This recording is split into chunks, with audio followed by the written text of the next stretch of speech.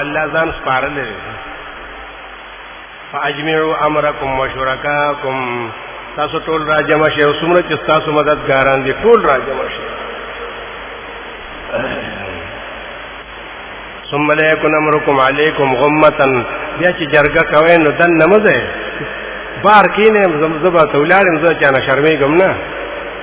دن نمځه دل تبار خبرو کې مشوره وکړه او ثم مقضوا الیه چې قرارداد پاس کړي نو بیا ما تواوروي دا څه خبره وته یو تند او قوم ته دا خبره کوي تاسو ولې لکوي له زما په حق کې څه کوي کنه چې کار خلاصي ثم مقضوا الیه ولا تنظرون ورما له انتظار نه راکوي چې پیله بشي بیا بشي نه زما د اوس نه تاسو ته اجازه ته چې څه کوي نو کول شي دا وی تدی باندې نوح علیہ السلام واقعا ولله غيو تندو ټول قوم ته داسې ولار ده یاره پکې نشته ده دې ته تشجیع ویل شي دویم دې استقامت څه ته وایي چې مسله دی واوري دا مسله دی ذکر عقیده دی په جندا نوس بګوریا خاله خانه کې د دیوال سورې باندې چې ساریو په له مازیګر بل پله دا خو دیوال سوري چې ساریو په له ما خام بل پله مازیګر نه بیا بکلا کو درېږي دا مسجد سره هټو کې مسخري نه کیږي دې سره چاټو کې مسخري کړی نو هغه کې نو لري دا داسې مسله ده یا خو باندې تکلا کو درېږي کله نو درېږي نو داسې باندې کې چې شری د ګټلو باندې کې دا داسې مسله نه ده د خلکو نه یا ټول شو کنه ها مسلې سره ټوکې کولی ا دنیا پرس شو نو لړ اوس اسویلی کوي خو اوس نه جوړیږي څنګه کنه ها دې ته استقامت وي ها دا سورہ حامیم سجده کې او سورۃ احقاف سورہ حامیم سجده کې 13 آیاتو موږ وخت وي ان الذين قالوا ربنا الله ثم استقاموا بشکا کسان چې اقرار وکړو په توحید باندې چې زمونږ رب یو الله دې بس لیکن بیا کلک شو په دې مسله باندې تر مرګ پورې ډېرې سختې پیراله ډېرې بس داسې ولکه د غر تنبشي وته حمیم احقاف کې وی 14 کې ان الذين قالوا ربنا الله ثم استقاموا فلا خوف عليهم ولا هم يحزنون اس یره په نشته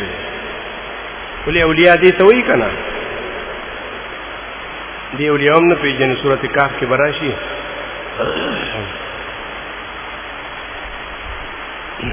اره خبره دې خلق د قران نه الټا ده کنه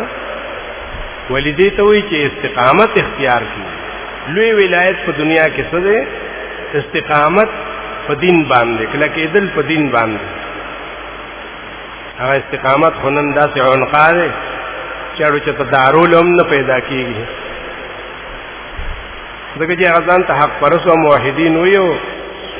سترګې په خوږیږي ناغیم کله یو سره ناسته کله بل سره ناسته کله یو زینم لیکله کله بل ځای جانډه نه غکړې کله لکه ولې استقامت خلاف کوي دا خو تاسو د دې مسلې بې عزتي کوي چې دومره قیمتي نعمت الله درکو تاسو اوس ګرځئ نو نور خوښوئ چېرې دا مې خوښ شو متاثره شوم دا ډېره غټه کمزوري ده الله یې رحم وکړي جماعت په ډېر کمزوري کېږي دا دلته کې سرحد کې نشته سرحد کې خو چې کله یو سړی موحد شي که نه هغه باندې بیا بل رنګ نه خېږي انته نه بل بوی دي خدا دلته کې ډېر رنگونه دي دې ته استقامت وایي دریم دې النصرت من الله الله طرف نه مدد او نصرت دا برازي خیر دې ډېر پریشان شي او په انتظار ستړي شي راضي وکندا خو سورې شورا کې الله ویلو چې د باران کله وروما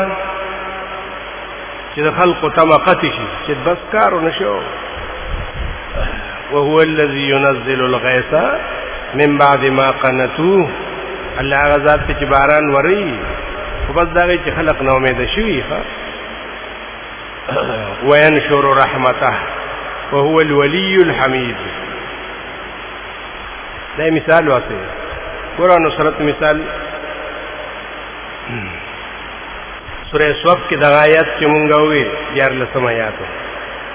واخرى تحبون نصر من الله وفتح قريب وبشر المؤمنين. الله وعده کړی کنه مؤمنانو سره ګوره ښا مؤمنین یې ویلي خاص کر سورہ حامیم مومن کې هم 150 کې انا لننصر رسلنا والذین آمنوا كذلك مونږه در پیغمبرانو امدادوم کوو هغه مخکې کړی او دا کسانو چې مؤمنان دي كذلك دغه امداد وکړو حقا علينا دا الله په ما باندې لازم کړی په ځان باندې چې زه به خپل بندیانو امداد کوم. سورۃ روم کی ویلی وصلو ختم کی وکانه حقا علینا نصر المؤمنین. الله اذا ما باندې حق دی چې زه به خپل مؤمنانو مدد کوم. دین نور مضبوطه کلمه نشي کېدای نو دومره مضبوطه کلمه ده چې دا اخوا دې فارمولا په دوکه شوی دی. اخوا دې فارمولا څوک معتزله هغه ته بل څه جوړ کړی دي. هغه وی زمون په الله باندې باقاعده حق شته د بندیانو په الله باندې حق دې څه حق دې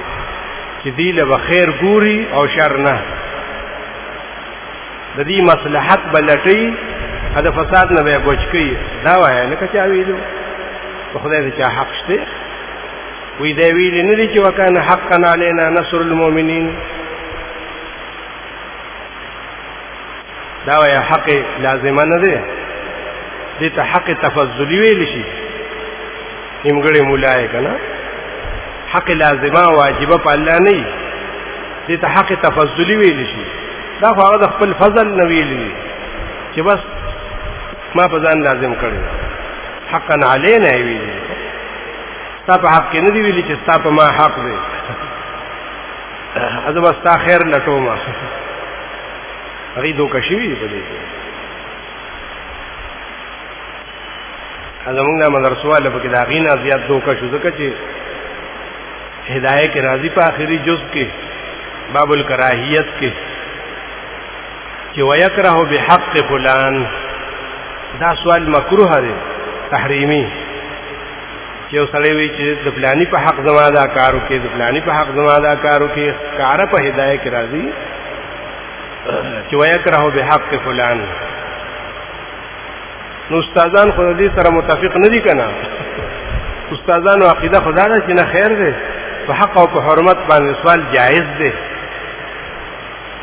دا جایز ګور ډیره ګرانه چې ته داسې په ډکه خوله وایې ښه دلیل دې څه دی؟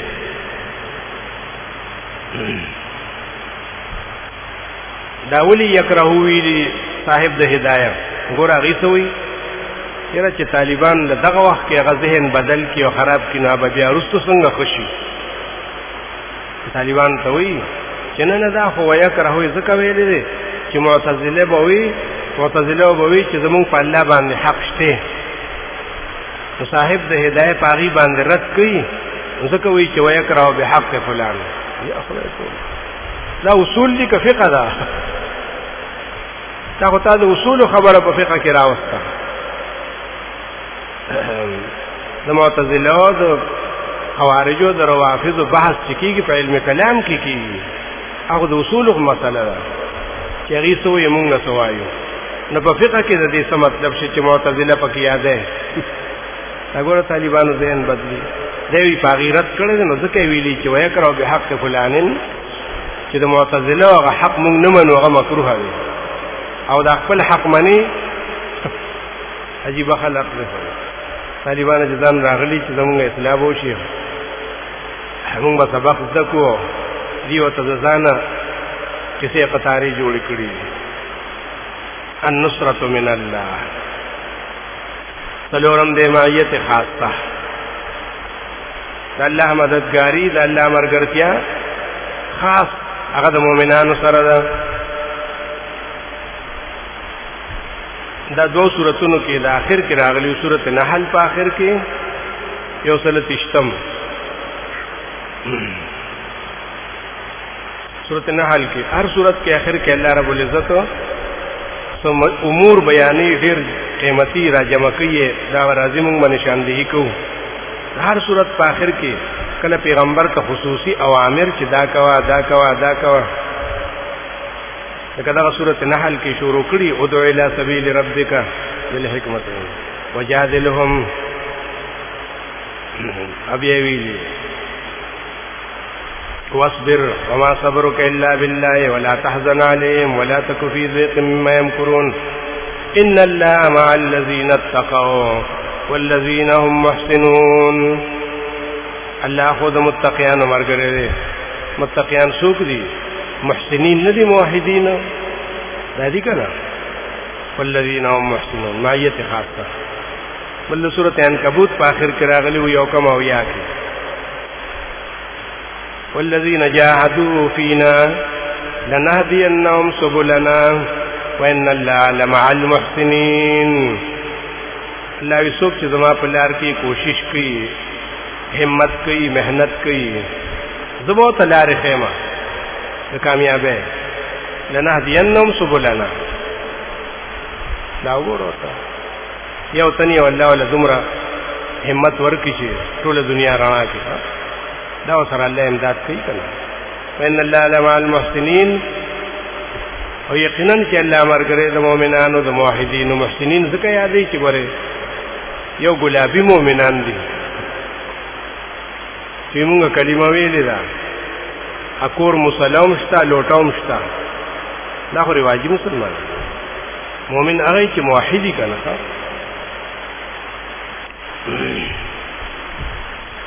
اذن اجتماع اربعه الله وی چې دا کارونه دی وکړل کنه نو تا باندې بوس د دنیا ګران کارونه آسان شي. چې خلق ته ډیر ګران ښکاری ډیر توبه مرګ او تخکاری نو په موحد باندې ډیر آسان شي. وهانت علیه اربع آسان بشي په باندې سلور کارونه ایثار النفس فالنفس قربان کول و ایثار المال مال د الله په لار کې خرج کول والهجرة الى الله المتعال او د الله د رضا لپاره ځای پرې خودل بل پلتل چې دا ټول زما کله د حکم ځای کې مې دین شتا توحید شتا قران شتا بل کله به چاره اوسره. والهجرة الى الله المتعال او المقاطعه اما يسده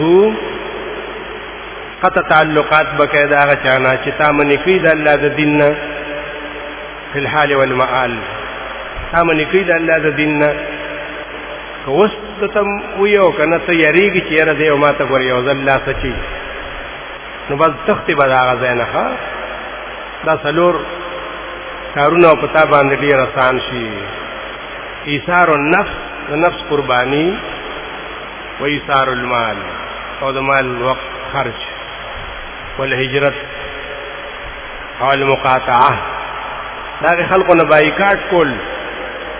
اگر دا سلور واړه غوري دومره ګران دي په دې خلقو دا دنیا پرس خلق نه دي. او هو هغه ټول ورځ ځان نه چا پیره ګرځي اچي لغون ته چرته په خپکی یا په لاس کې یا چته دې ګردي غاړه ته درد کی کنه نو ډاکټر لزان رسي الکه په زور ځان نه جوړه کوي. دا خو بدن دی دا خو په یو حال نه دی نو چې لغون ته یبه کنه دا خو وجود کې څومره راګونه دي کله به یو ځای درد کوي کله بل ځای درد کوي به بیا به سم شي. بنده مثال داسې دی کنه کله وږي کله موړي کله خوشحالي کله خپای نو دا راګونه هم داسې دي کنه نو چې لغون ته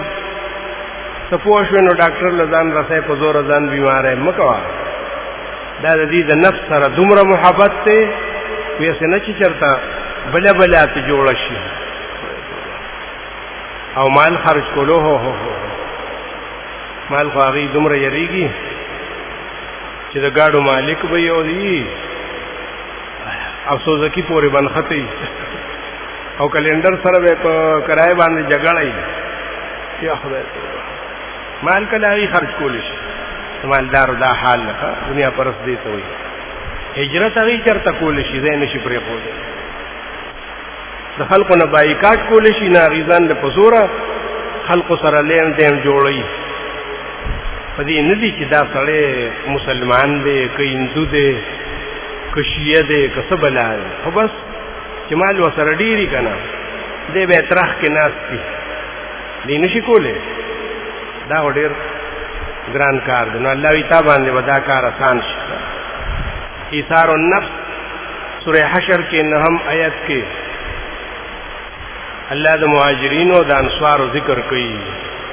چې مهاجرین هغه چې د مکه معظمه نه لاړل هجرت یې وکړ انصار هغه چې مدینه کې هغه له زیونه ورکل هغه سره مالونه نیم کړل تقسیم کړل نو د انصار په حق کې وی نهم آیات کې والذین تبوؤوا الدار والایمان من قبلهم يحبون من هاجر الیهم ولا يجدون في صدورهم حاجة مما اوتوا دا انصار هغه خلق دي چې د مخکې نه مدینه کې ځایونه جوړ کړیو د مهاجرین له په مدینه کې او ځایونه جوړ کړیو په زړه کې ایمان لا ول ایمان سمانه ایمان له هم ځای جوړ کړو په لکه او دی له هم ځایونه جوړ کړ په مدینه کې او ډیر محبت ساتي چې څوک دی ته هجرت کوي نو ډیر محبت وسره په زړه کې بالکل سنیخه ويوسرون على انفسهم نور خلق پزان باندې غوړه کوي او مخکې کوي چې ګورت تلمبیا خورا مونږ بدورو سره تلمبیا دې سملا کټ کې مونږ خیر په ډاګه وسومو ای یوسرون علی انفسهم نور خلق مخکې کوي او ځان رستو کوي ولو کان بهم خصاصه اگر کډی روګی تګي او ډیر په بد حالي ونه نو مېلمه به داسې قدر ایثار النفس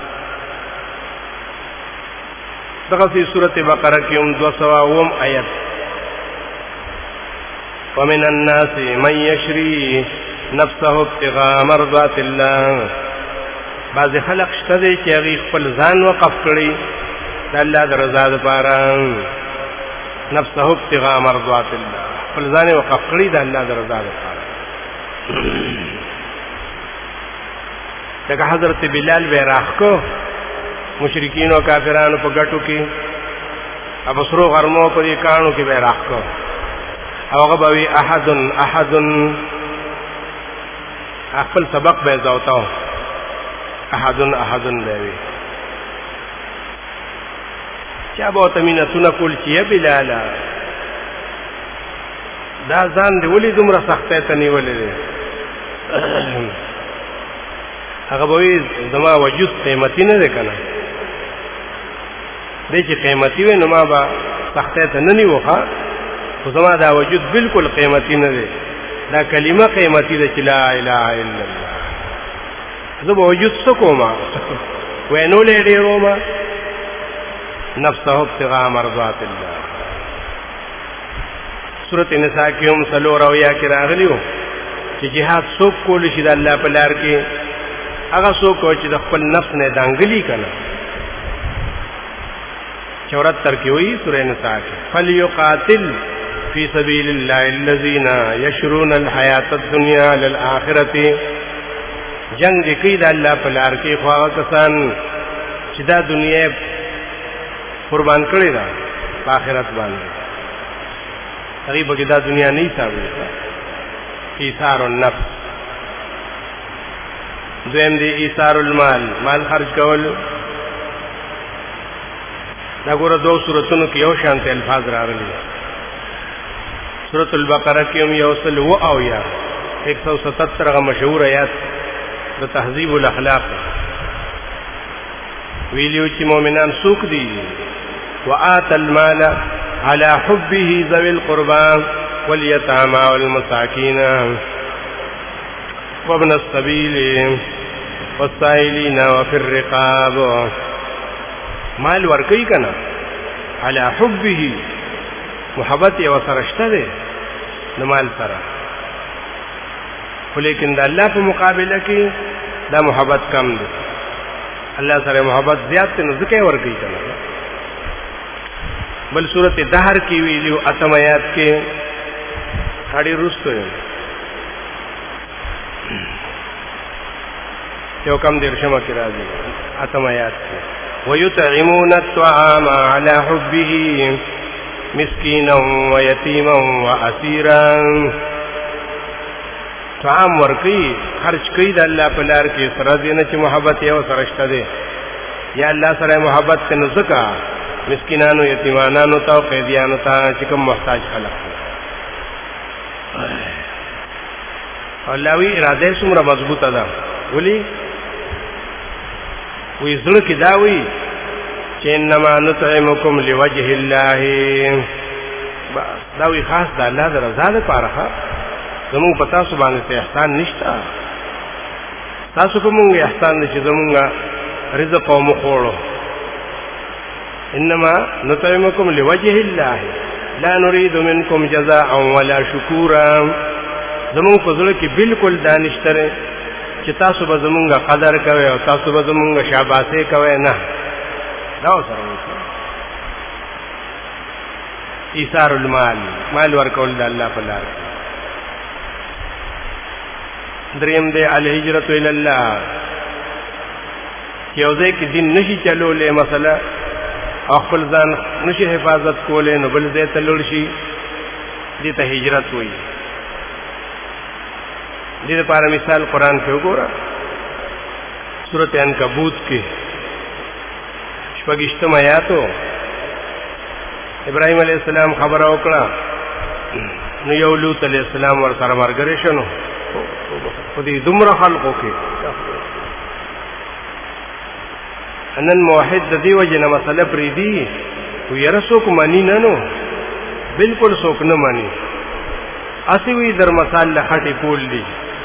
چې لکه ته د ابراهیم علیہ السلام نو چت سړی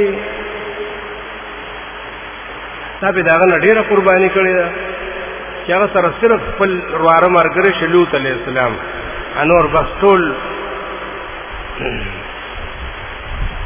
تر دې پورې چې ورته یو دانګل او لوی مقابله وشوه. نمرود وی چې سو توای ما بس نه خبره منه امو ته سوای نه چوړو ان چیړو. دې په دې نه پوهیږي دا موږ څه خبره کوو، دا خو د نمرود خبره وه. ابراهیم علیہ السلام وی چې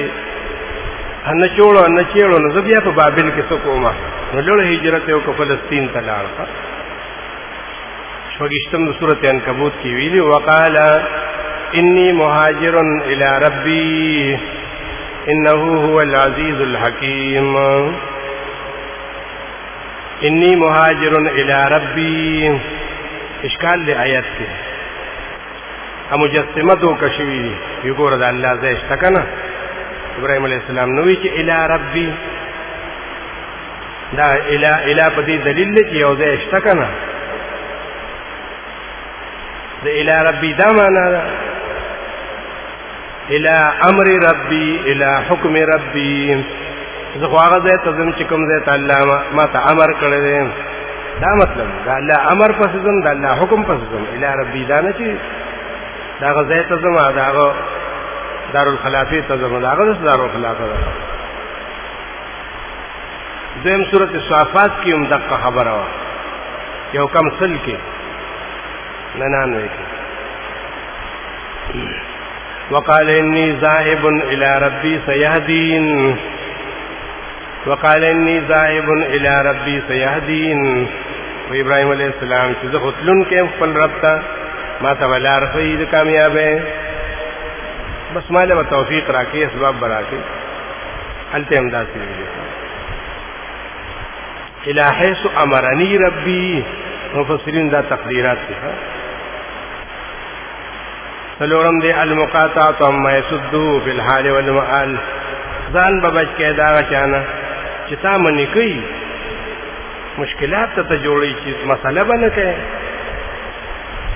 نو ته به داسې خلقو نه بالکل بایکاټ کوې. دې دپاره مثال وګوره سورت یوسف کې 20 کې یوسف علیہ السلام جیل ته تللی دی، هلته یې مسره شروع کړې ده. ملګري دي ورسره 2 تنه. هغې تپوس کوي چې یاره مونږ خوب لیدلی دی. دې خو ټول عمر دقه دیني ښه باطل پرست دین څه خوب او په خوب کې ولا سړی راغی که نه او خوب یې ولیده دا د دې دین دی ښه. نو هغې یوسف علیه السلام ته وایي مونږ خوب لیدلی دی. یوسف علیه السلام پوه شو چې دې خو دې وخت کې ما ته ډېر محتاجه دي چې زه ورته څه وایم نو غوږ ورته ږدي که نه. مسله یې ورته شروع کړه چې بالکل د خوب معنا به تاسو ته درکم. قبل ان یاتیکما ذلکما مما علمنی ربی، تاسو ته به لا طعام نه راغلی، ناشته به نه راغلی د سبا د سهار چې زه به تاسو ته خبر درکړم. خو اول درته ځان ښیمه چې زه څوک یم، تعارف پکار دی که نه. ویلیو چې دا تاسو ته چې معنا کومه نو ګورې په ما باندې د نجومي ګمانو نه کوې چې دا به نجومي چې د تاسو معلوم دي نو نه. مما علمنی ربی، دا الله ما ته علم را کړی دی. ولی انی ترکت ملت قوم، ما پریښی دی دین د هغې قوم لا یؤمنون بالله وهم بالآخرة هم کافرون. ما د دغې خلقو دین پریښی دی چې هغوی په الله باندې ایمان نه راوړي نه په قیامت باندې. واتبعت ملت آبائی ابراهیم و اسحاق و یعقوب. خپل تعارف ورسره وکړو او مطلب یې څه چې انی ترکتو، بس ما پرېښې. دا مقاطعه هر حق پرست لره دا پکار دي که د خپل عقیدې اصلاح او حفاظت کول غواړي نو مشرکین نه د باطل پرستو نه بالکل ځان وساتي او دا دې ورته ووایي چې انی ترکتو، ما ستاسو دین پرېښی دی، ما ستاسو عمل پرېښی دی. دا خو زه نه پوهېدم نو تاسو سره ملګری وم، تاسو سره به ها سره ها ملاول که نه. بس اوس خو الله مونږ ته باندې رحم وکړو، مونږ ته صحیح لار وښووه. اوس زمونږ او ستاسو غم خادي پاتې دی ښه. دا ورته وایي ترکتو. دا څلېرویشتمه اربعه وه چې الله رب العزت وایي دا به خامخا وي. 15مه کې وایي التزهید فی الدنیا، دنیا نه به دې بالکل تور شي. والاطمینان فی السراء والضراء، او زړه به دې خوشحالي که غم یې او که خوشحالي خو ستا باندې فرق نه راځي. اطمینان به وي، مطمئن به وي زړه. وکلمة الحق عند الامراء، خبره بکای که بادشاہی کار سو کی استا کې به یاره نه وي. والتثبت عند الابتلاء، او چې ازمیخ راځي ته به ورته مضبوطې دې مقام ته به راورسې نو. تزهید فی الدنیا، دنیا نه بالکل زړه اوچتول، اطمینان قلبي زړه مضبوطوالی او حق ویل کار سو کی یاره نه کول او د امتحان په وخت کې مضبوطېدل. ګوره تزهید فی الدنیا څه ته وایي؟ سورہ نحل کې وایي 96 کې یا خلقو تاسو ولي دې دنیا سره دومره محبت پیدا کړی دی. ما عندکم ینفدو، دا تاسو سره چې څه دي دا به ټول ختم شي، فنا بشي. وما عند الله باق، کوم چې الله سره دي نو هغه به همیشه وي. الله سره خو الباقیات الصالحات دي چې تاسو نیک عمل کړی دی، تو ذکر اذکار دي کړي دي، کلمات دی ویلي دي، دغه به باقیه همیشه دپاره او دا څه چې څه کوې نو ما عندکم ینفدو. دا خو څه لږې روزې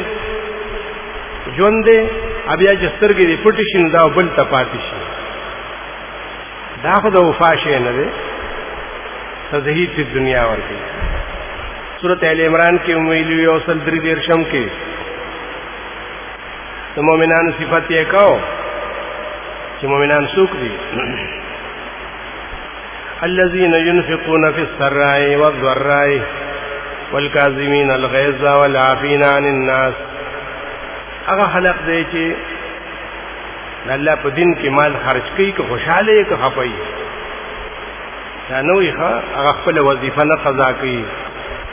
هغه خپل ترتیب نه روانوي، دا د موحد کار یې که نه ښه که په ده باندې هر څنګه یې که سخته یې پې که راته یې پې خدای به په هغې خپل عمل کې فرق نه راولي، که هغه بدني عمل یې او که مالي وي ښه دا خو له سړی پوه شي چې د نورو خلقو حال وګوري ښه چې خوشحاله وي اور څه ډېري لمونځ کوي او چې سخته پې راشي که نه یا ورته مونځ هم پرېږدي یاره یا به دا کومه یا به هغه کومه دواړه کار را نه کېږي که نه نو دغه دا دین دی د حق پرستو شان وګوره که هغې ارنګئ خو الله په عبادت کې او فرق نه راولي فی السراء والضراء. سورۃ یونس کې ویلي اوم آیات کې ان الذين لا يرجون لقاءنا ورضوا بالحیاة الدنیا، هغه خلق چې هغې زمونږ د ملاقات امید نه ساتي ځکه چې په ژوند د دنیا باندې خوشحاله وي، دا ورته دومره غوره ښکاره شوې ده چې ګوره الله وایي زما سره ملاقات نه کوي، څوک چې قیامت نه مني نو هغه دا وایي چې زه الله سره ملاقات کول نه غواړم، لا یرجون لقاءنا ولي ورضوا بالحیاة الدنیا. دې سورۃ یونس کې بیا څلېرویشتم کې وایي یا بنده دا دنیا څه شی دی، مثال یې ته وښیم انما مثل الحیاة الدنیا کماء، بېشکه مثال د ژوند د دنیا په شان د هغې اوبو د باران د انزلناه چې مونږ یې وورو فاختلط به نبات الارض، ګډوډ پیدا شي په دې سره بوټي د ځمکې، مما یاکل الناس والانعام، خلق پې ماړه شي که نه بنیان او څاروي حیوانات، مما یاکل الناس والانعام حتی اذا اخذت الارض زخرفها، که تا لیدلي نو دا ځمکه دومره ښایسته شي په سپرلي کې چې الله وایي دا د دې کالې د زینت دی زیورات دي، دا ځمکه څنګه ښایسته شي شنه زیړ فصلونه یې پکې زخرفها وزینت ښایسته شي، او خلق هم وایي چې څه کال ډېر فصل خوش او داسې بشي داسې بشي، هدې کې الله وایي چې مازدیګر شي که نه دې غاړې ته ګړ ګړ شي او وریځې مریځې راشي که نه اتاها امرنا لیلا او نهارا، راشي هغې ته زمونږ حکم یا د شپې او یا د ورځې، نو څنګه شي فجعلنا حصیدا کأن لم تغن بالامس، ته چې سهار راشن ته به نه وایې چې دې ځای کې څه فصل و څه ګیا وه څه، الله وایي چې بنده د دنیا د ژوند مثال خو د سپرلي د ګیا دی، دا خو یو ورځ یې بله ورځ نه وي، تا باندې به هم د الله امر راشي ګورې بیا به دا خوشحالي نه وي، بیا به دا ژوند نه وي، دا ځواني به اوس ښایست به نه وي، دوکه به شي ګوره. نو ورپسې آیات کې بیا ویلي دي چې والله یدعو الی دار السلام،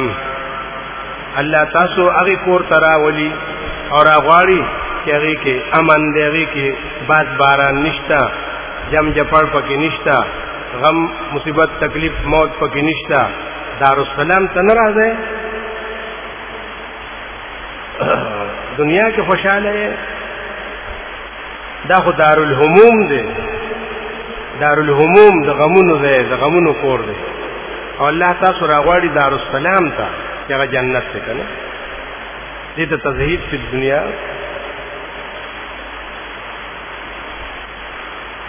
او دویم دی الاطمینان، د زړه مضبوطوالی.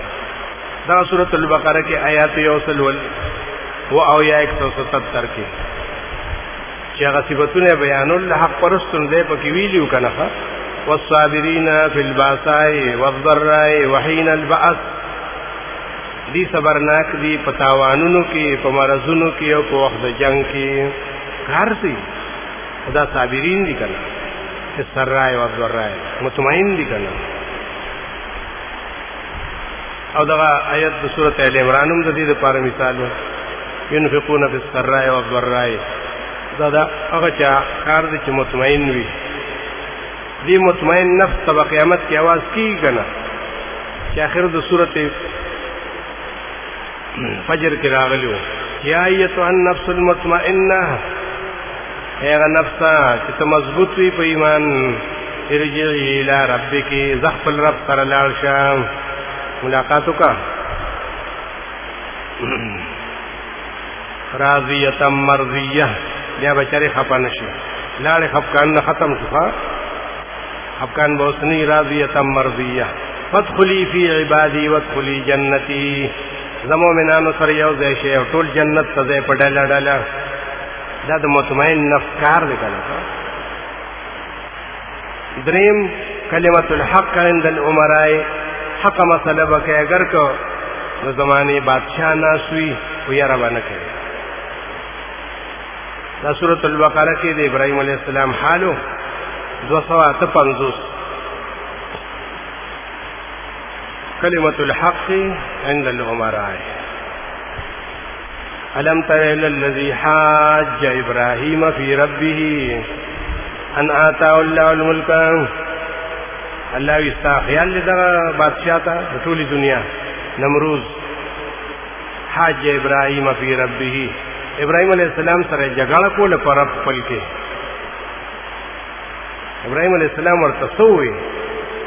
سم خبره وته وکړه ربي الذي يحيي ويميت وی رب زما هغه ذات ته چې مخلوق ژوند کوي او مړ کوي. دا هغه ته وی مخامخ کنه ځکه هغه د خپل خدای توپ دعوا کړو چې زه رب یم. ابراهيم عليه السلام نه نه دروغ موای سره ربي الذي يحيي ويميت رب زما هغه ذات چې ژوند کول کوي او مړ کول کوي. هغه ظالم وی انا احيي واميت زوم کول شم داسې یو بمړ کما بل وپری دما الکه دې ته موت او حیات وي. ابراهيم عليه السلام ورته بل دلیل پیش کو چې ګوره زما رب هغه ذات ته چې د انور یې را روان کړي د مشرق نه راولي یې کنه کته خدای نو واپس یې کان هغه دغه نو کړی کلمت الحق عند الامراء کته تا بدا پروا نه کنا کته جمعات کې ولاړې او کور کې ولاړې او کته بادشاہ دربار کې ولاړې او یو شانتي حال وېستا.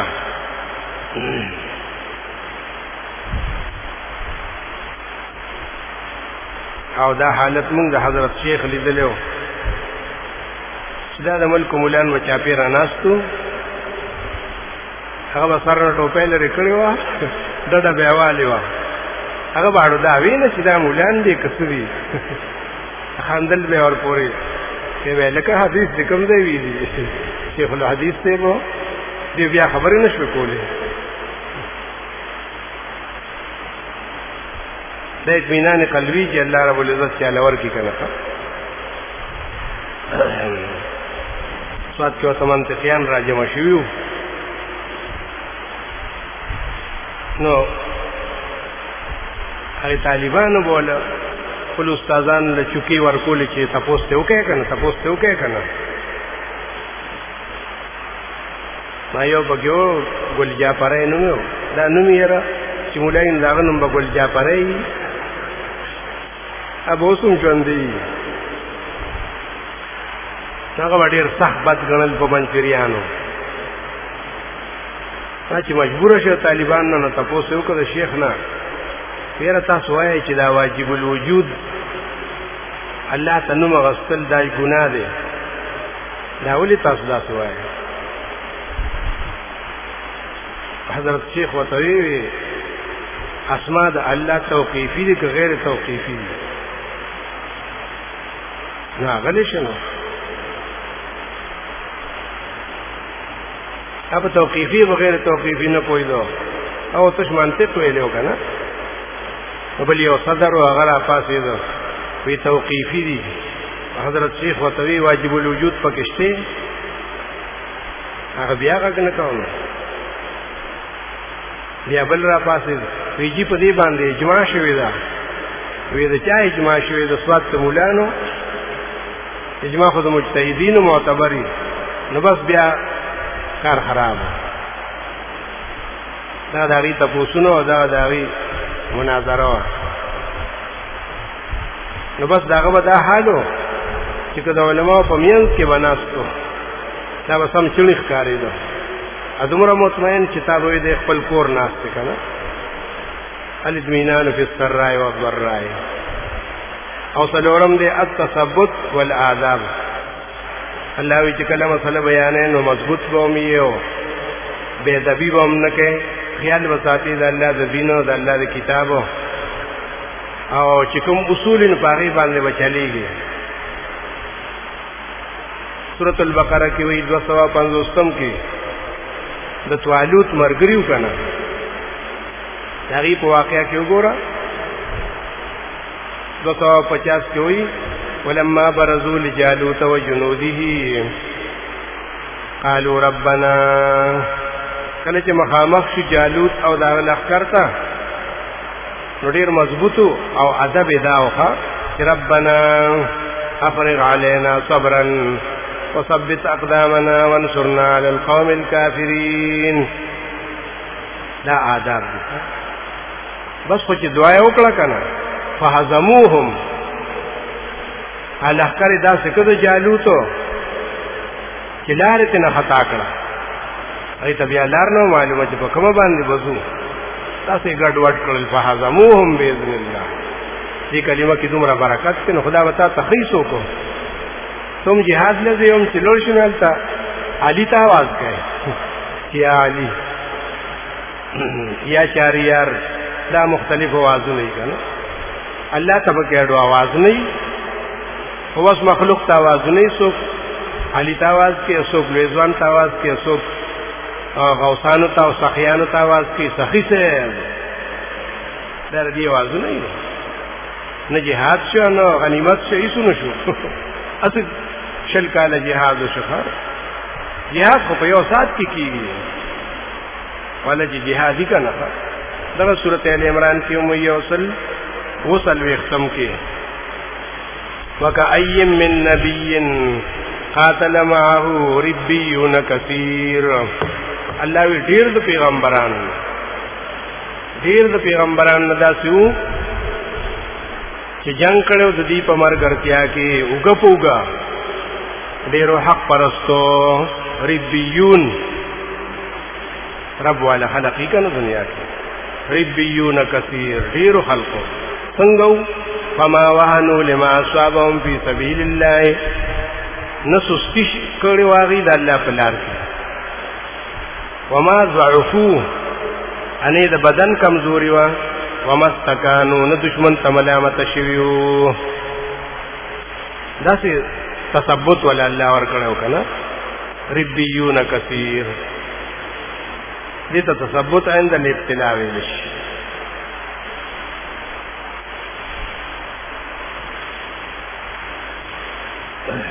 شپږشتمه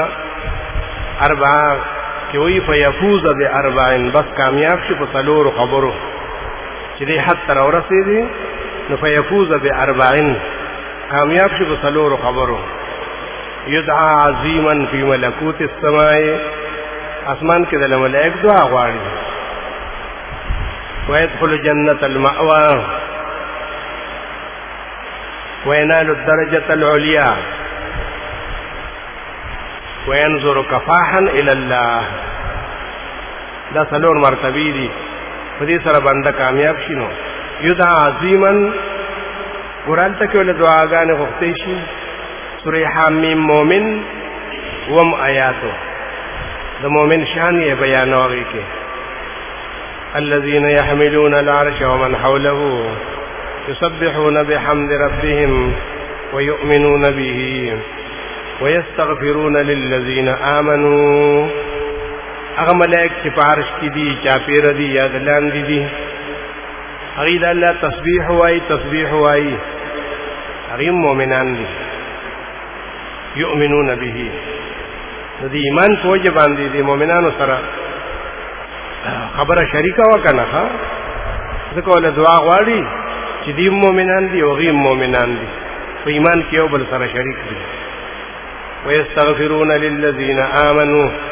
بیا چې کله سوال کوي دعا کوي د مؤمنانو لپاره کوي هغه دعا نگانې هلته کې درې قسمه ذکر کړي ها درې قسمه دعاګانې ملائک د عرش د دې مؤمنانو لپاره غواړي دومره اوچت مقام دی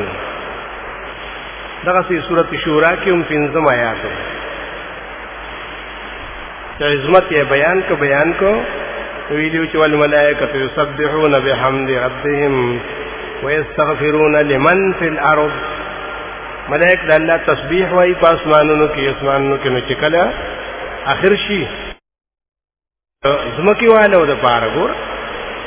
لمن فی الارض تعامو نو آیت د سورۃ مومن د دې مخصص دی هغه سره خاص چې ټول زمکی والا نه ګوري مؤمنان پکې یادي ښه بخنه غواړي لمن فی الارض چې کوم زمکه کې یدعا عظیما څومره لوی مقام ده ته خبر نه کچره کې ګرځي او د عرش ملائک ستاسو لپاره دعا غواړي ويدخل جنة المأوى سورة الف لام میم سجدہ الله وی جنة المأوى تبلار شي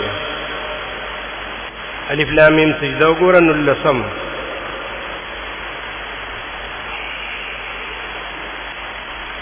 اما الذين آمنوا وعملوا الصالحات فلهم جنات المأوى نزلا بما كانوا يعملون الله ویلی وفمن كان مؤمنا كمن كان فاسقا تاسو کوي تاسو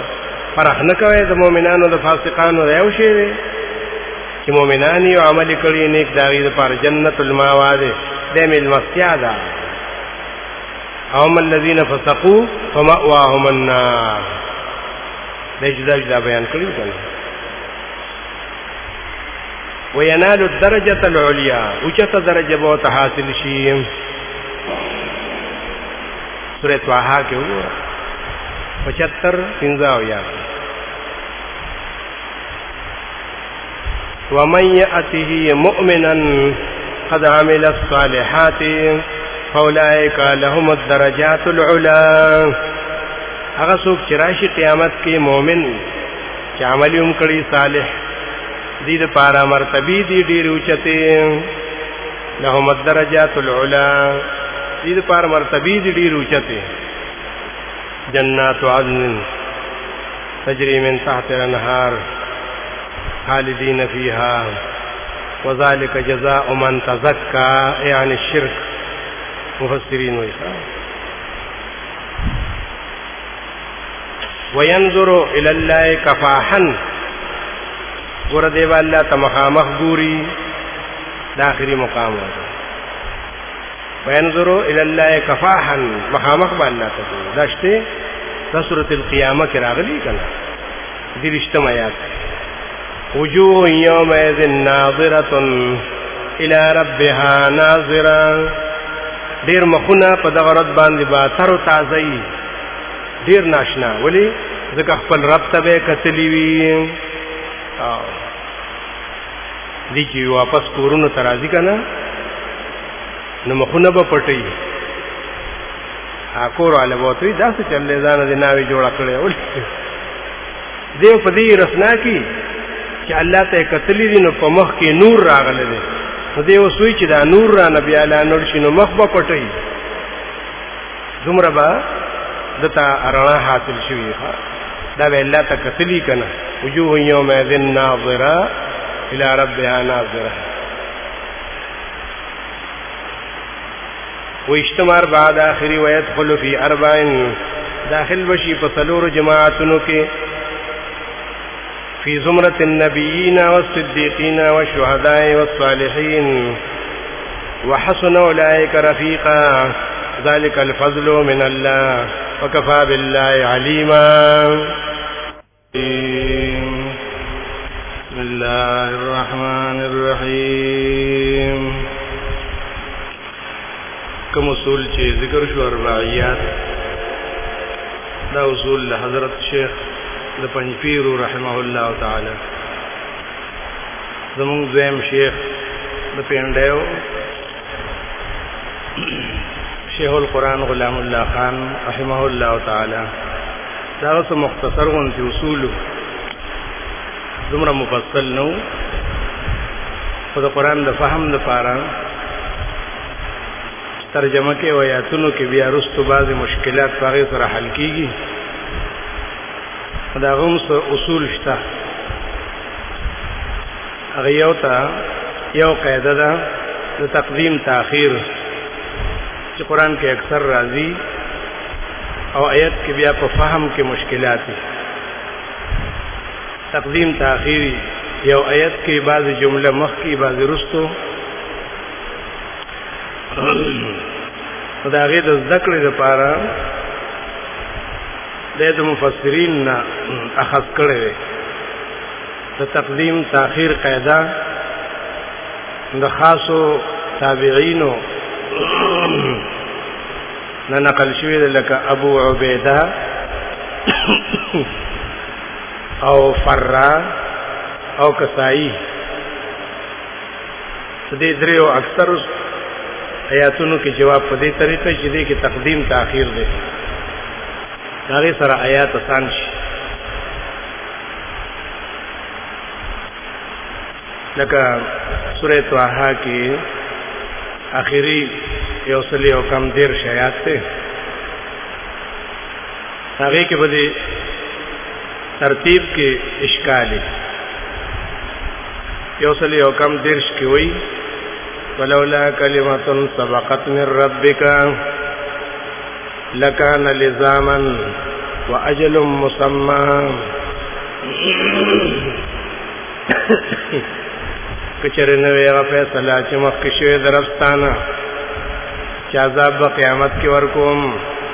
لکان لزاما نو اوس به په دې پورې عذاب نښتی و، لازم به ورپورې. نو ګور ورپسې وي و اجل مسمى، دې په پته سړی نه پوهېږي چې دې چا سره تعلق دی. ته خو ځان له غونډې راوړو، نو مونږ چې په دې ځان پوه کوو د تقدیم تاخیر به وکړو. دا نه چې ګنې آیت کې تقدیم تاخیر دی، نه، مونږ به د خپل فهم دپاره په آیت کې تقدیم تاخیر وکړو د ځان د پوهې دپاره، نو خبره به ذهن ته راشي. نو مونږ به داسې وکړو چې دا وه اجل مسمن به د کلمتون سره ولګو، نو خبرې به دوه شي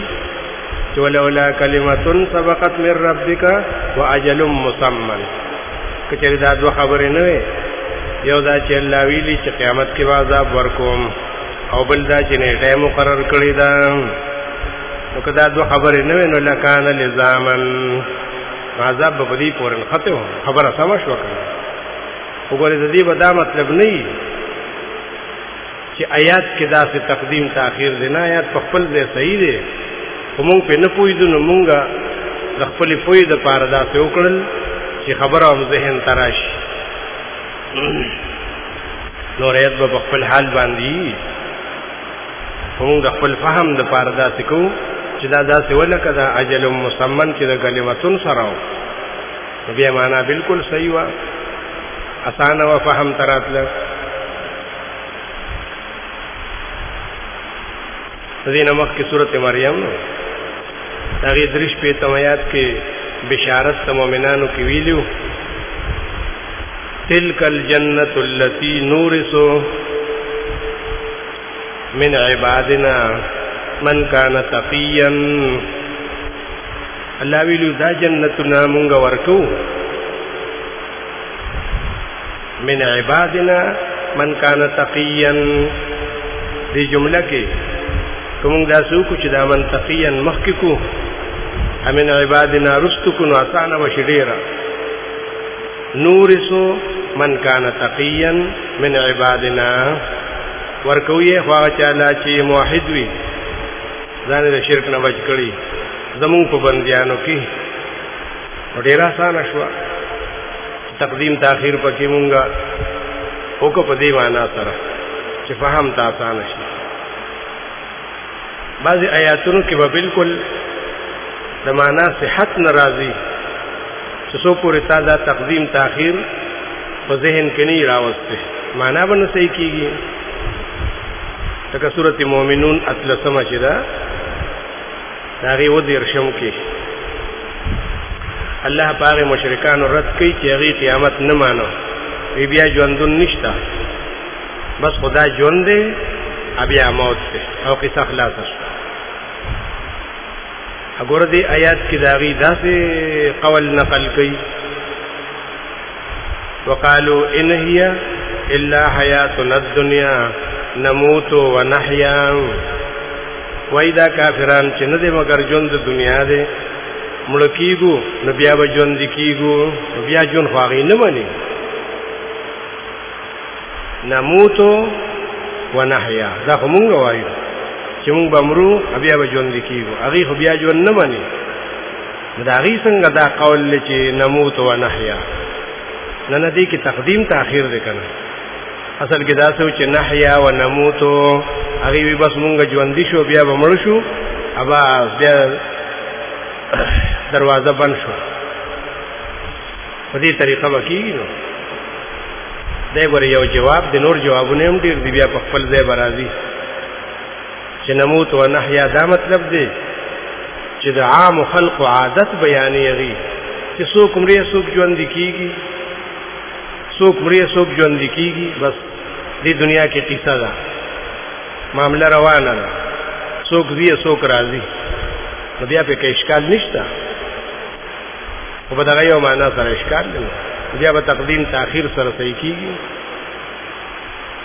کله په تقدیم تاخير کې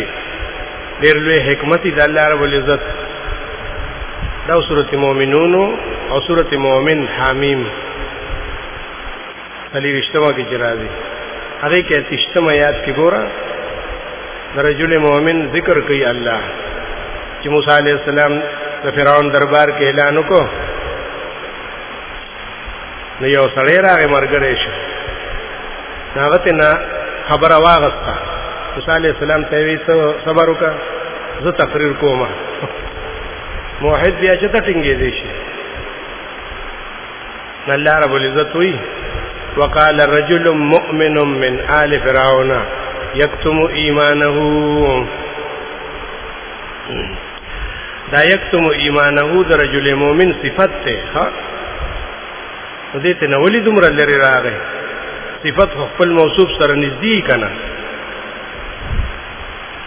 دا دومره لري راغی وی چې ته په نه پوهیږي نو خیر دې مخکې کدا سو وایا وقال رجل مؤمن یکتم ایمانه من آل فرعون ډېر نقصان بوشي لوی حکمت به باطل شي. حکمت ولی ځکه معنا بداشي چې یو رجل مؤمن چې خپل ایمان یې پټ کړو د فرعون نه ولې د فرعون نه یری دسو چې دا نه ایمان پټ کړو نو الله رب العزت دا حکمت نه باطلی نو ځکه یو څوم ایمان هو رستو کو چې پر رجل مؤمن باندې الزام را نشي چې خپل ایمان د فرعون نه پټ کړو نه اسی چاته پته نو بس چې موقع نو راغلی نو هیڅوک نو خبر چې دی مؤمن دی چې موقع راغلی نو بیا ځان ښکارا کو نو بیا الزام نه راځي کنه ها د فهم د پاره بدغه سی چې یکتم ایمانه د مؤمن صفت ته دا وال تکیوی ها حضرت شیخ بل جواب کو هغه د یکتم معنا دلته کې کتمان نه دی د یکتم معنا دلته کې محکم والده ایمان ډیر مضبوط ساتلو او دا به سورۃ شورا کې راشي ښکارا دا په دې معنا سره راځي ایمان ډیر کلک ساتلو ځکه خو موسی علیہ السلام مرګرتیا وکړه کنه دا څنګه سورۃ قصص کې آیت ته هغه کې ډیر زبردست اشکالی وره ابدي تقدیم تاخير سره حل شینو سورۃ قصص کې شپږ 50 کې وایي وقال الذين اوتوا العلم والايمان دا قیامت کې وکافران انکار کوي چې مونږ په دنیا کې وخت نه تیر کړی یو ساعتو بس یو ساعتو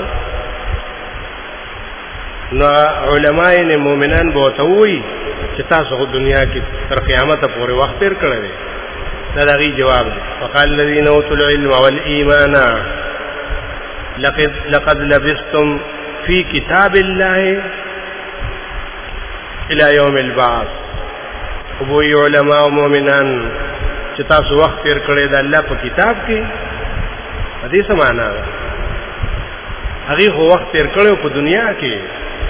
عدل طويل لقد لبثتم في كتاب الله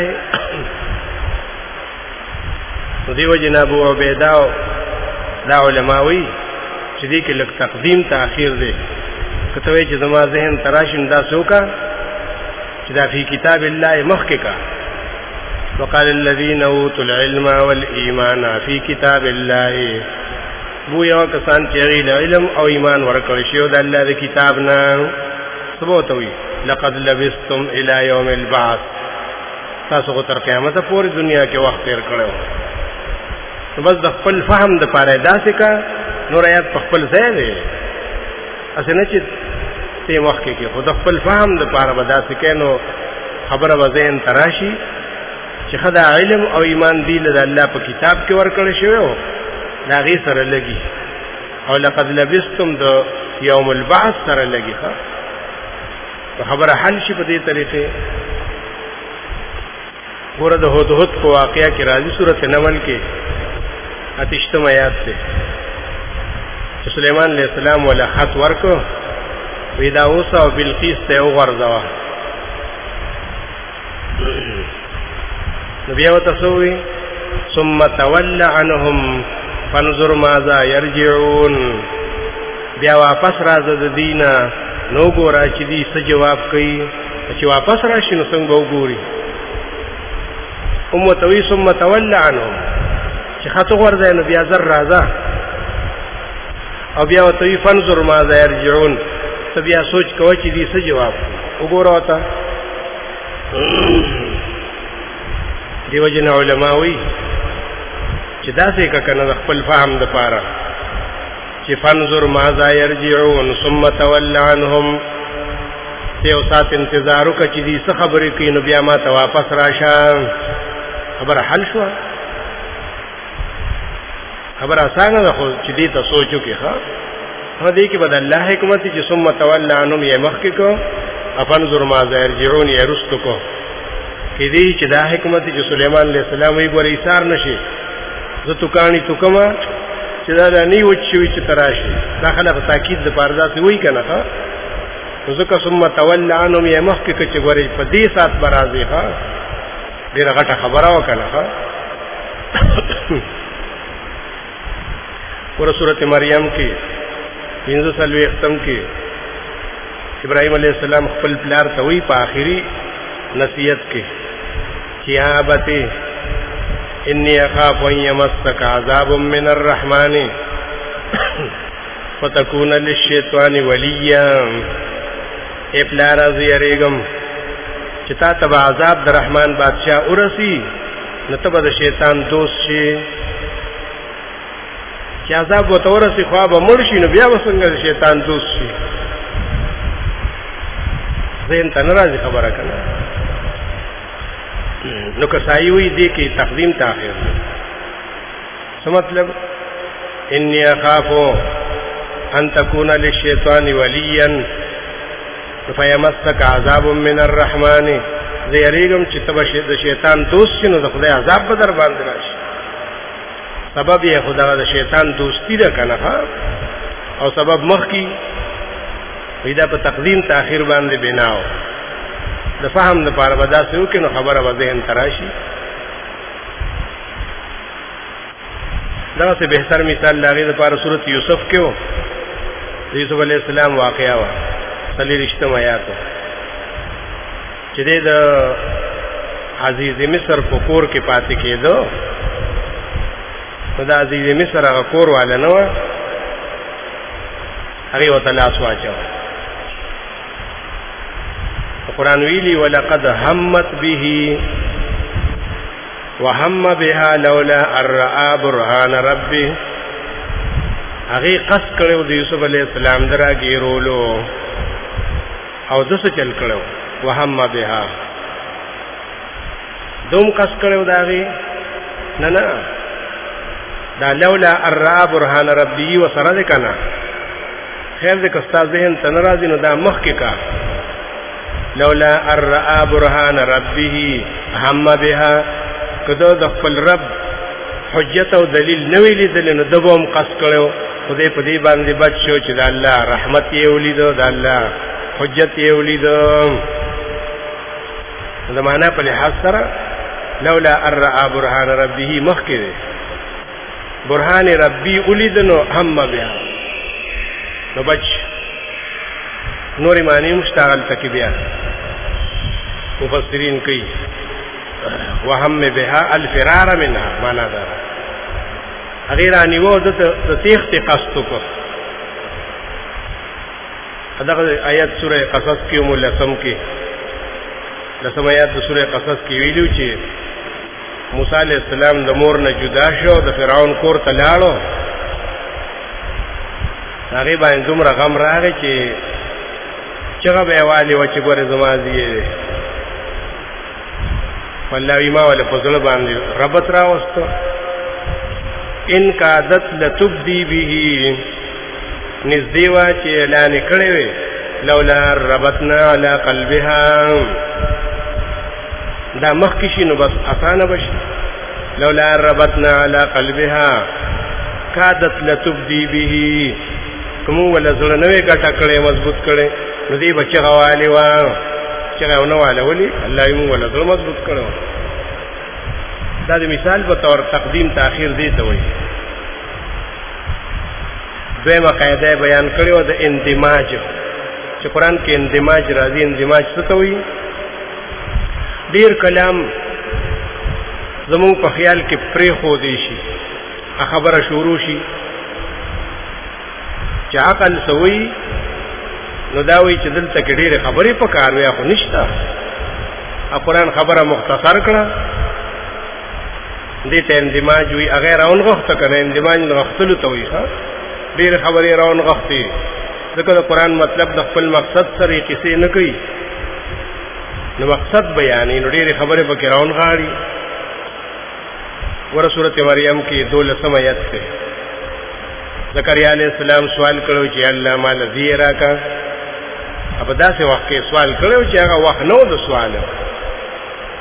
دیم د شپږو شلو کالو بیبیو مو وسلو کالو په ځوانۍ کې هم اولاد نو شوي او اوس دې غواړي والله ورکی بهرحال الله رب العزت وتوي چې دې دل در کومه ډیر ناشنا صفاتونه وته وکړو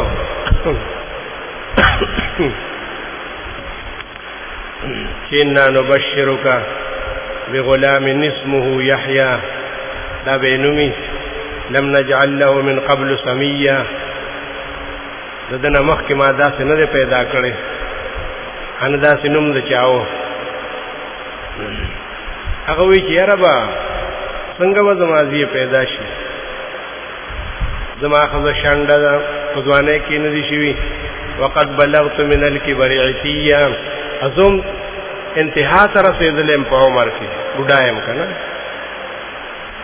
الله وینا دقه سبي سبا ځواني کې نه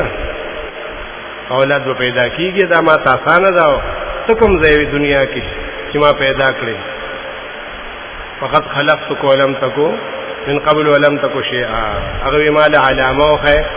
الله وی علامه دار چې درې ورځې به خبرې نشي کولن پوښه چې دی به پیدا کیږي ډیر پور خبر رااله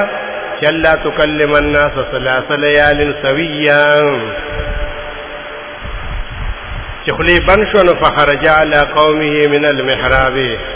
راوت عبادت خانه نو دعوت شروع کې خلق ولي غلی ناسیه سبحوا بکرة وعشیا الله حمد ثنا وای اور پسې سوئی یا یحیی خذ الكتاب بقوه نو څنګه خبره خو ډېرې خبرې پاتې شوې لکه یحیی علیہ السلام پیدا شو نو بیا لوی شو نو بیا ول الله پیغمبري ورکړه نو بیا ورته ووایي چې یا یحیی خذ الکتاب. دومره خبرې پکې ونغښتې شوې، خو بس سمدستي کار و چې یا یحیی خذ الکتاب بقوه، دې ته اندماج وي چې ډېرې خبرې زمونږ په خیال کې پاتې شي او کلام شروع شي. دغه مثال سورۃ انبیاء کې 2 کې ابراهیم علیه السلام حال دی چې د قوم بوتان یې مات کړو، چې هغوی واپس رالو نو ډېر غوسه و، وی من فعل هذا بآلهتنا، دا چا دا کار کړی؟ چا پکې ووایي چې یاره دا د یو هلک دی، پنجپیری دی، او هغه به د دې خبرې کولې، بس دې پسې به لګیا و. ابراهیم ورته وایي نو فأتوا به على اعین الناس لعلهم یشهدون، راولې مخامخ چې ټول خلق ویني او گواهی پیو کی، یا بوله سزا ورکو. وګور دې کې کلام کټ شي، خو وی انت فعلت هذا، نو دا نو وی چې ابراهیم علیه السلام راوستو حاضر کو او ته وی انت فعلت هذا، دا دوه خبرې پکې پاتې شو. بس کلام ډایرک شروع شو چې انت فعلت هذا بآلهتنا، دا کار کړی دی، دې ته اندماج وي. سورہ قصص کې بیا وګوره 15 آیات کې موسی علیہ السلام مدین ته تللی دی او د شعیب علیہ السلام لونو له ګډي وبکړي دي، بیا په ونی په سوري کې نه هغوی ته دا نه وي چې یاره که څه سړه تودوي نو راوړی نه. قرآن هلته کې وایي ثم تولى الى الظل، سوري ته کېناسته وقال رب انی لما انزلت الی من خیر فقیر. 15 آیاتو، یا الله زه ستا در ته محتاج یم، فقیر یم، محتاج یم. نو وایي فجاءته احداهما تمشي على استحياء، ان دې پکې ونه وي چې هغه لونه د شعیب علیه السلام واپس لاړې او ورسېدې او پلار سره خبره وکړه او ته وی چې داسې یو میلمه ایسې ونه وي، خو بس فجاءته احداهما، ایو راله موسی علیه السلام ته وی چې زما پلار دله دعوت درکړي. ګوره ډېر ښه مثال د دې دپاره سورت یوسف کې دی، بهتر 46 کې یوسف علیہ السلام په جیل کې دی، 2 مرګري او غیر اخلاص شو. هغه یو ته وی چې ته لوړ شې نو بادشاہ سره زما دا خبره وکړه، ما چې تا ته جیل کې کومه خبره وکړه که نه چې ارباب متفرقون خیر ام الله الواحد القهار، دا خبره هلته بادشاہ سره وکړه. دا ګوره مسله ده، مسله دې زده کړم، دا به هلته کوې بادشاہ سره. هغه چې لړ نو هر څه هېر شو، زمانې تېر شوې، بادشاہ چې ته خوب ولیدو، وی چې دې خوب معنا وباسئ، دا سړی ولاړو نو د ده یاد شو چې وایي د خوب معنا خو به جیل کې یو تن ایستله ډېره بهتره. نو ما ولیږئ، هغه ورته ووایي چې انا انبئکم بتاویله فارسلون، زه به هم خبر کم د خوب د مطلب نه، خو ما جیل ته ولیږئ. دقه یې ووایي او دې کې وایي یوسفو ایها الصدیق، هغه دغه ځای کې و چې اواز ورته وکړو نه، فارسلوه فاتا السجن فرأى یوسف، دا ټول کلام پکې نشته. هغې جیل ته راولېږه او دی راغی یوسف علیه السلام یې ولیده او چغه کړه یوسف ایها الصدیق، انورې خبرې پکې دې ته اندماج وایي.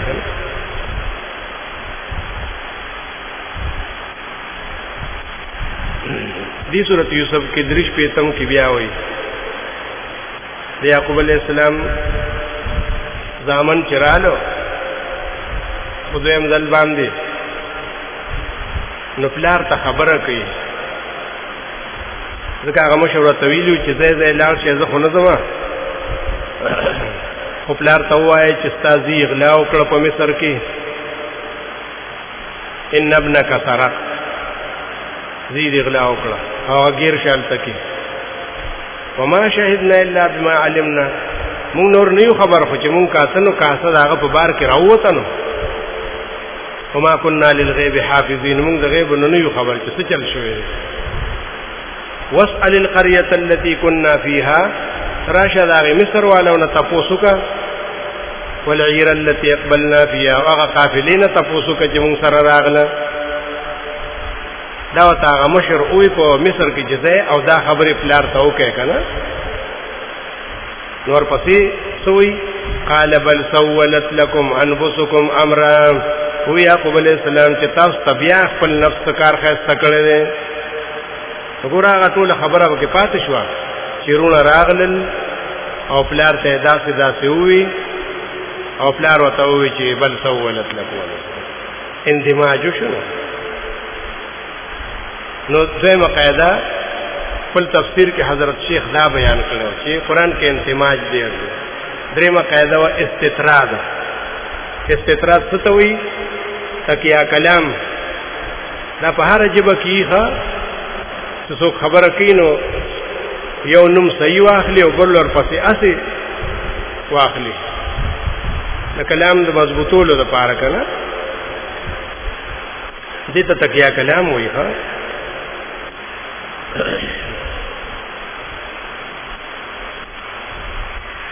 دا هر ژبه کې لکه یو سړی وي دا وکړه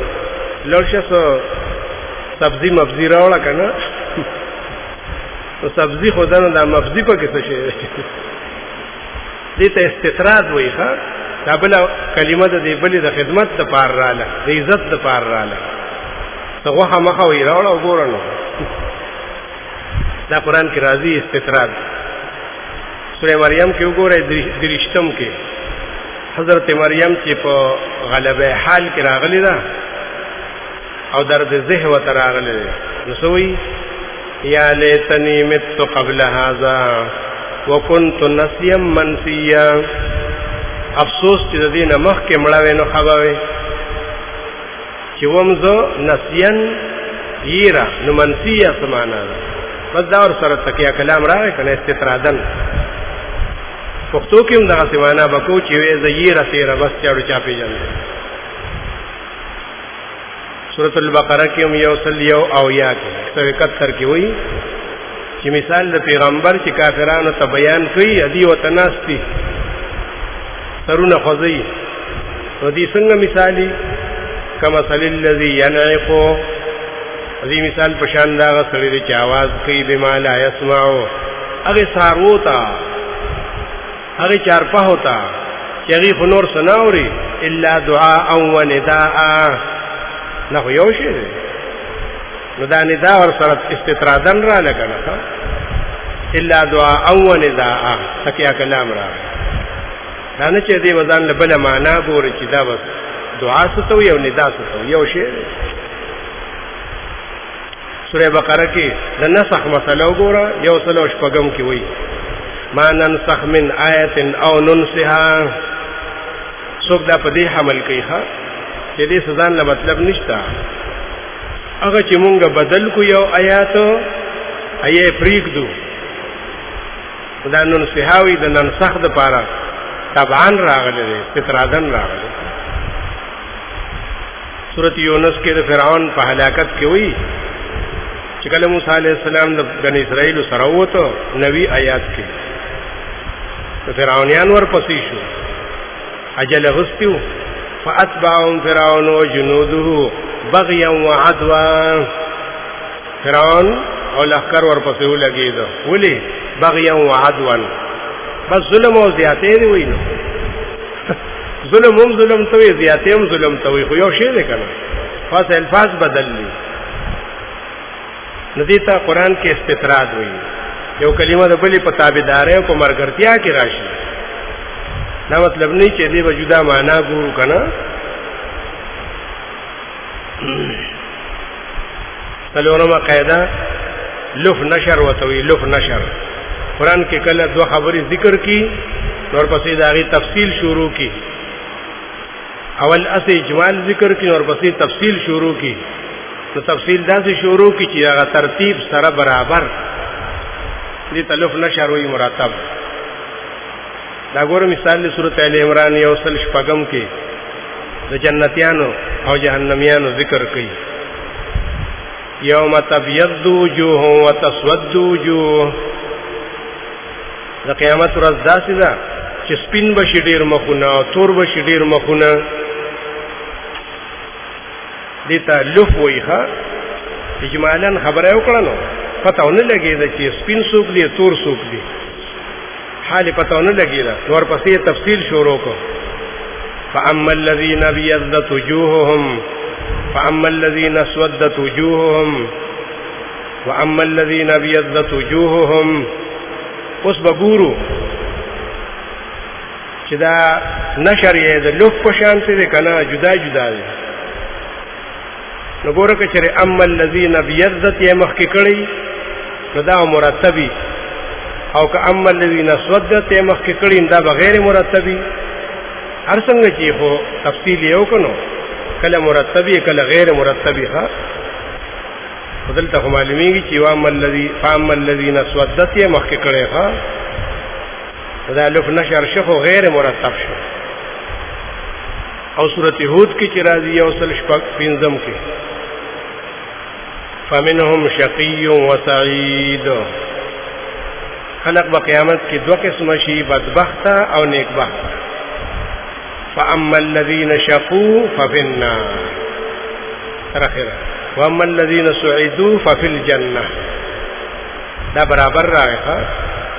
چې څنګه لفو ناغته نشر شو. دې ته لف نشر وي.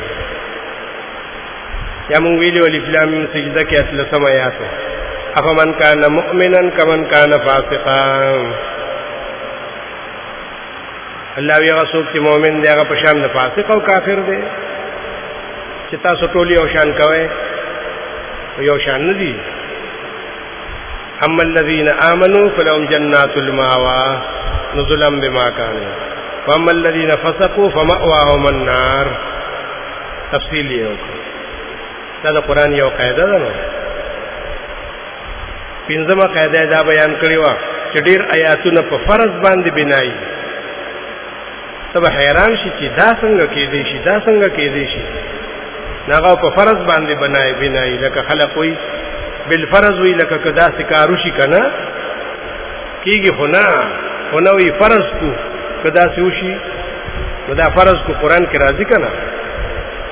کلام بنا کول په فرض باندې دا ډېر دی قرآن کې. کني بیا ډېر آیاتونه باندې حل نه کېږي. لکه سورہ بنی اسرائیل کی پورا سلم آیات سے اللہ رب العزت ہوئی دی مشرکان ہوتا قل لو انتم تملکون خزائن رحمت ربی اذا لامسکتم خشیت الانفاق. وتوائے کچر تاسو مالکان شوے د خزانو د رحمت د رب زما نو تعلیب او تو لګوي جرندي دور خو بخیلان یې ښه د خدای په خزانو باندې به هم یقین نه وي. په خپل خزانو بس دا د بخل علامه ذکر. نو یاره څوک داسې کېدی چې د خدای د خزانو مالک شي؟ نه فرض کو دا په فرض بنا ده. هغه د خزانو مالک څوک ګرځېدی شي. خو بالفرض که چېرې داسې شي الله وي نو تاسو به یې بند کړئ. دومره ستاسو کمزور ذهن دی. هغه مشهور آیت د سورۃ انبیاء 22 هغه فرض بنا وکړه. لو كان فيهما آلهة الا الله لفسدتا. کچروي پزمک اسمان کې نور کارسازان او حاجت روان بغیر د الله نه دا بروان شویو. لو کان لو داغی علامه یا بل لو لفظ راضی یا ان دا د بالفرض علامه نشي کېدی. خو بالفرض کچری شي نو داسې چل به وشي. اب خپل ځای مونږ وایو چې دې کې د خدای ډېر لوی حکمت دی. دې کې الله د خپل علم یو قسم ښایي چې زما یو علم داسې هم دی. سورہ زخرف کې مو یو اتیا کې قل ان کان للرحمن ولد فانا اول العابدین. وتوایا کچره د رحمان بادشاہ زی وی کنه نو زه اول عبادت کوونکې وم الله زی کې دي شي نه په فرض باندې کنه ان راغله سورۃ لقمان کې وی وشتم کې د علم په مقام کې چې الله وی کچره د زمکه دا ونی قلمونه شي او دا دریابونه صحیح شي نو ما نفذت کلمات الله سیویل دی ولو انما فی الارض من شجرة اقلام والبحر يمده من بعد 7 ابحر ما نفذت کلمات الله دا څه چر کې دی شي چې دا ټول ونه قلمونه شي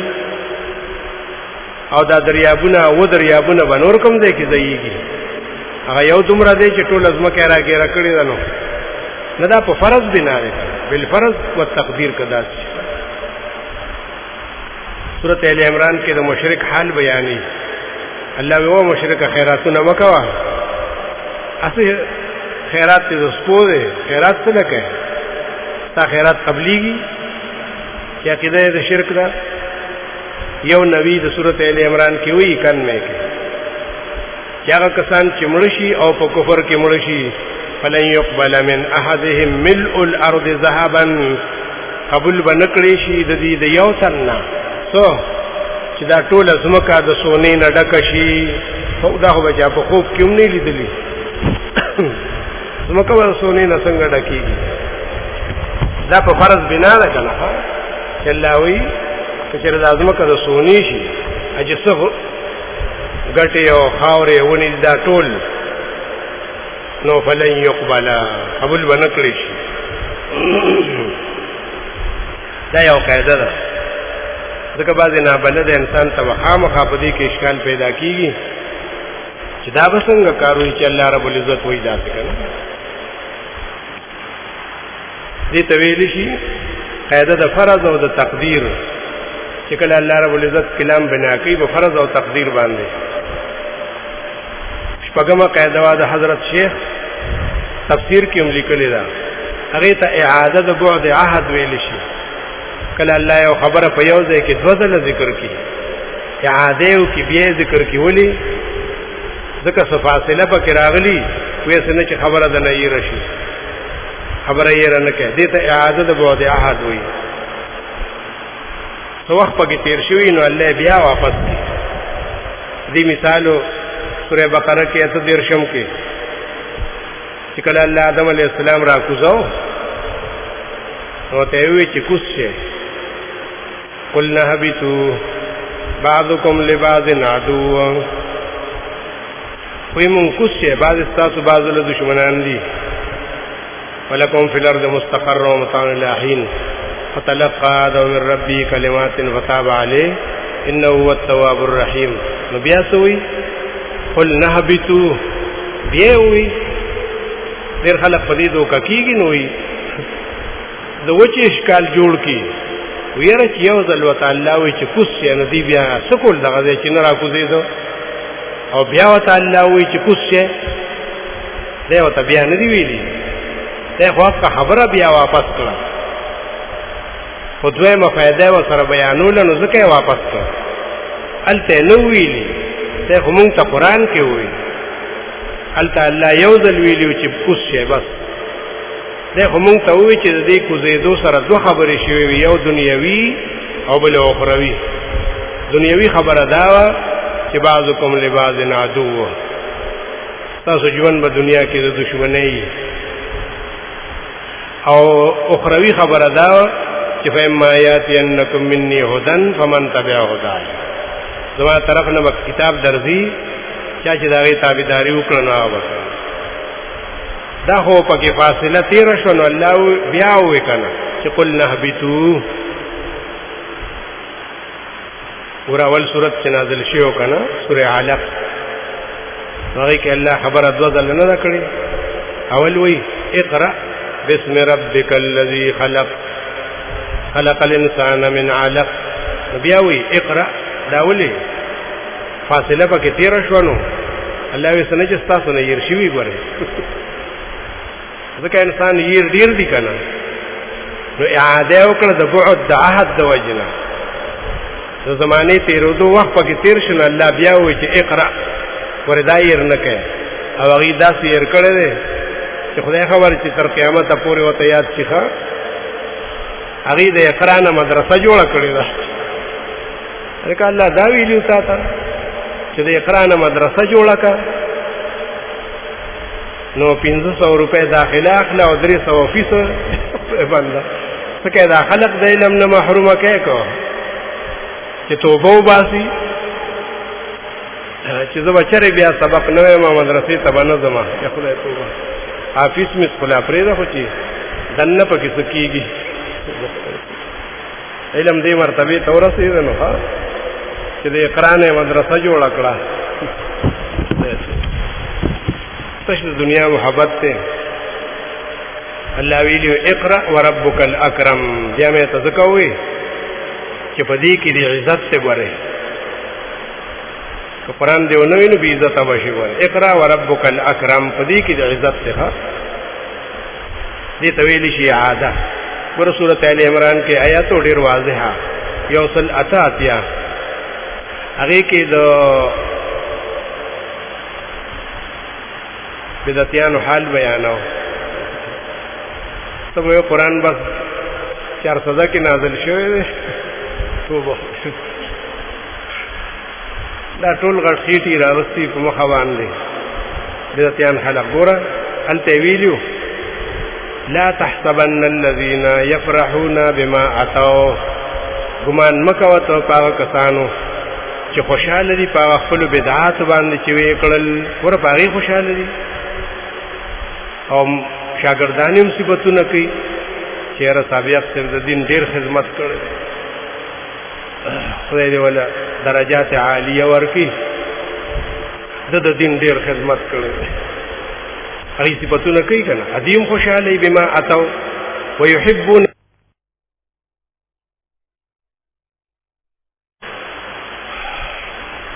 د شرک نه ډکو د خپونه تر سره پورې ځکه چې پنځپیریان طالبان به ورته ناست دي عمر چاته کښېني نو چې سبق به یې بس که پاسېده به به کابل استاد لاس راکړه پیره بابا په نیکۍ رارست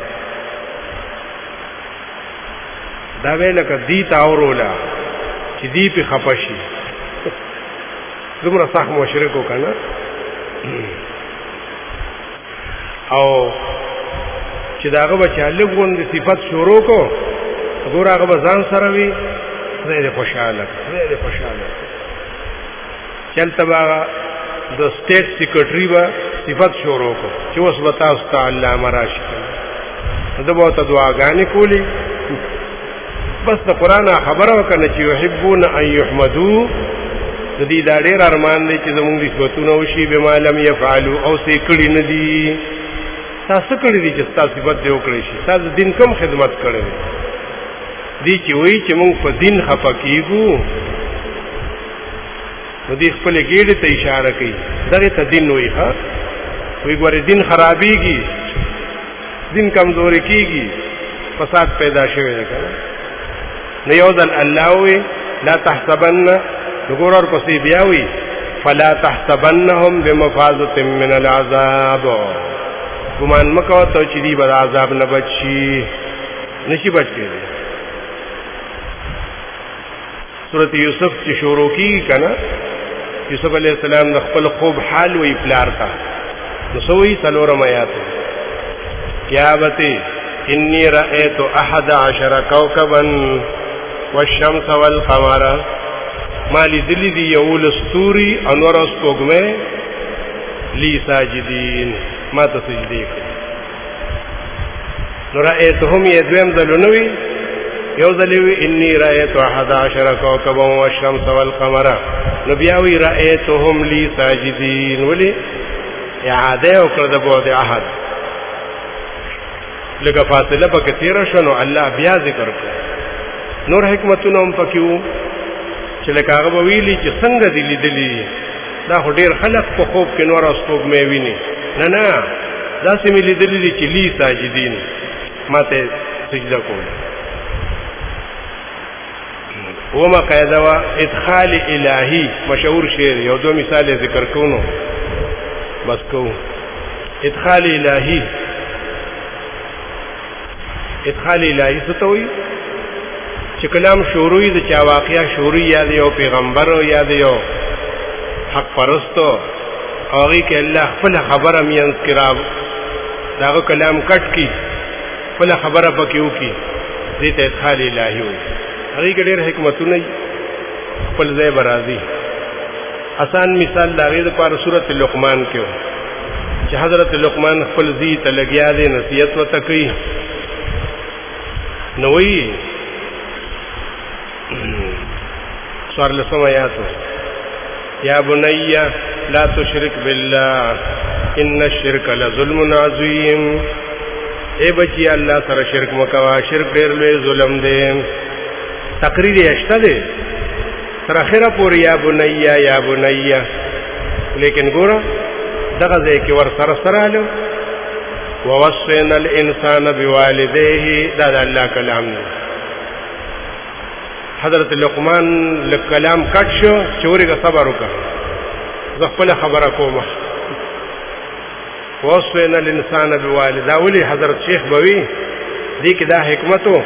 چې الله رب العزت لقمان ته وی چې تا دومره غټ کارو کو چې دې ته زما حق بیان کو چې یا بني لا تشرک بالله ورګه زو تستا حق بیانو ما چې واسطه الانسان بوالده چې لکه د مور او پلار خبره به معنی ګوري ښا دې کې دا حکمت ادخال الهی دې ته وي ښا کلام بیا رستو لقمان شروع دی ومن کې الله خپل خبره وکړه ضرورت لپاره چې ورګه یو ضروری خبره کومه چې د مور او پلار سره احسان کوي کنه دا سي مثال سورۃ هود کې 15 شم کې سورہ ہود کی 15 شم کې راغلی نوح علیہ السلام واقعہ شروع ده نوح علیہ السلام بیان خپل قوم ته چې زه تاسو خیر خوایي کوم او زه تاسو ته نصیحت کوم کچره الله تاسو قسمت کې هدایت نه کړي نو زه یې نشم کوله ان اريد ان انصح لكم ان كان الله يريد ان يغويكم وربكم وإليه ترجعون نوح علیہ السلام لگیا دی ادی کې بکی دا کلام راغی نبی علیہ السلام تعالی وی ام یقولون افترا دا قریش خوی دا قرآن تا ځان نه جوړ کړي نو خبره د نوح علیہ السلام شروع او په خوانه عدل تب کې الله رب العزت پیغمبر ته وی چې دا قریش خوی چې ام یقولون افترا دا قرآن ځان نه جوړ کړي دې بکی ادخال الهی کو حضرت شیخ بوی دی کې څه حکمت ته وی دی کې دا حکمت ته چې نوح علیہ السلام خپل قوم ډېر خبرې کړې دي چې ته بشر او تاسو سره چې څوک دی غمر زیلان دیو ته دروغجن یو ته مونږ ته معجزه نه خوي والله پیغمبر پاک ته وی دی وته نو ویلی چې دا خبره د ځان نه جوړه کړې ده دې تا ته ویلي استاد قوم د نوح علیہ السلام د قوم نه زیات سرکشه دي داغینه پکې دا خبره پاتې شوی و او خو چې نوسیر اورسېدو ناغي پورا کړه چې ام یقولون افترا دی محمد صلی الله علیه وسلم خو قرآن د ځان نه جوړ کړی نور بیا د نوح علیہ السلام خبره شروع ده همین کې الله خپل خبره وکړه د یو خاص حکمت لپاره هغه حکمت داو چې د دې پیغمبر عظمت او فضیلت بیانوي چې دومره سخت په نوح علیہ السلام نه دی راغلی لکه پتا چې راغلی ځکه چې دا خبره په کتاب ته زیاتی کړې ده چې هغه ته نه وکړي واخر دعوانا